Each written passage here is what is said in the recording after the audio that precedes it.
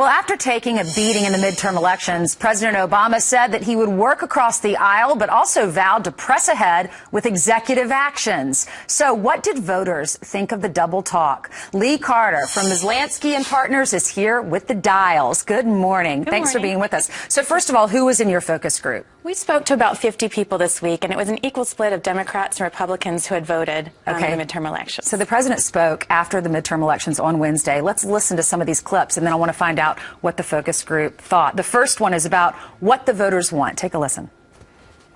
The American people sent a message, one that they've sent for several elections now. They expect the people they elect to work as hard as they do. They expect us to focus on their ambitions and not ours. They want us to get the job done. All of us in both parties have a responsibility to address that sentiment.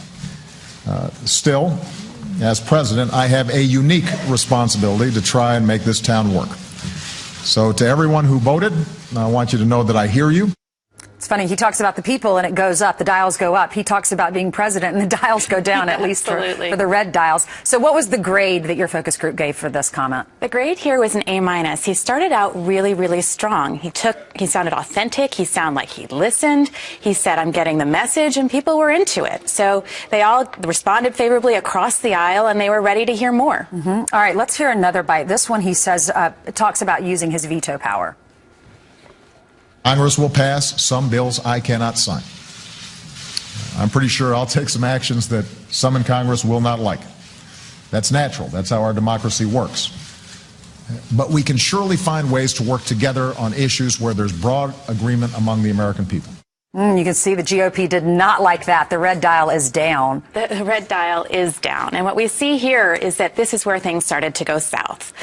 Here we give him a C. And what we are seeing is that, wait a minute, before he says we're going to work together, now he's saying I'm not so sure. And people were like, this is not what we said. You said that you listened. Now you're saying that you're not. And I am not buying into it. All right. Now, the third one that we have is the president talking about the future of Obamacare, a big issue. Let's listen to this. On health care,